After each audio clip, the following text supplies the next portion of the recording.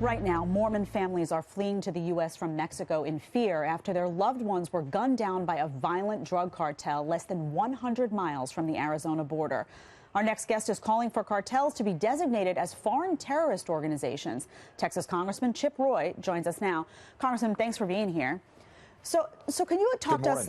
Good morning to you. Can you tell us a little bit about what that would accomplish to designate these cartels as foreign terrorist organizations?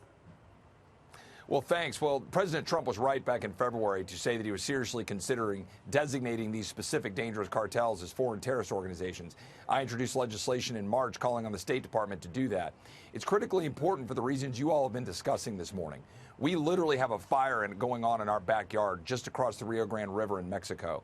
We have El Chapo's son getting released because of pressure of cartels on the Mexican authorities. We have 13 Mexican police getting gunned down and killed by Mexican authorities because they were daring to push back on the cartels. We had 26 people in a bar where the exits were shut down and they were lit on fire. We have bodies being put in sulfuric acid. We have beheadings. We have mass graves. We have 9 bodies hanging from a bridge in August, 7 being chopped up and found on the side of the road. These are the tactics of dangerous organizations that are targeting and terrorizing Mexican citizens and Americans, as we are now seeing with these unfortunate 9 dead Americans, including 3 women and 6 children. And it's absolutely appalling what's going on. This is something we can target and address. Mark Morgan, a friend of mine over there working hard with Border Patrol, was right in your previous segments, saying that we need to treat these organizations, these cartels, as the terrorist organizations they are, because it would give our law enforcement and intelligence communities the tools we need to target them. Anybody providing material support to them, we could take them out. It would limit their travel abilities. It would limit their immigration abilities. And it would give our law enforcement personnel the tools to be able to target and take out these dangerous organizations who are terrorizing Americans and Mexicans alike.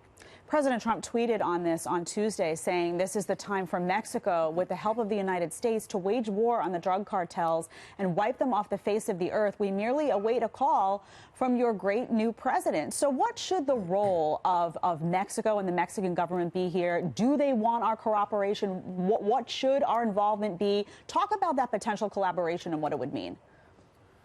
Well, it's been great collaborating with the Mexican authorities to try to target and stop some of the flow coming across our border coming in from the Northern Triangle, and that's been relatively successful in the last couple of months. But what's happening is the cartels, because they profit making $100 million a week, the Reynosa faction of the Gulf Cartel moving people through McAllen, Texas, they make $100 million a week moving people, not drugs. And we know that they're making so much money, they're going to continue to put pressure on these authorities in Mexico.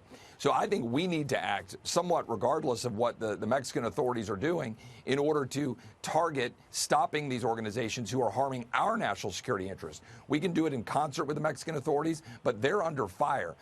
We've got these illicit organizations who are using the power to terrorize people in Mexico and authorities in Mexico, and in the process undermining our national security.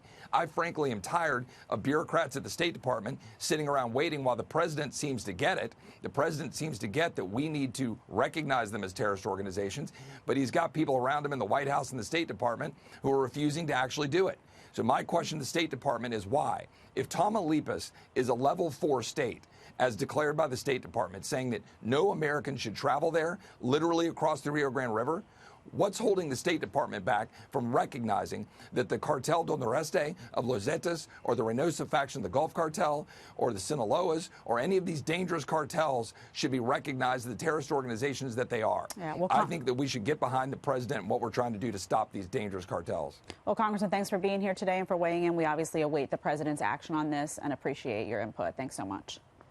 Thank you.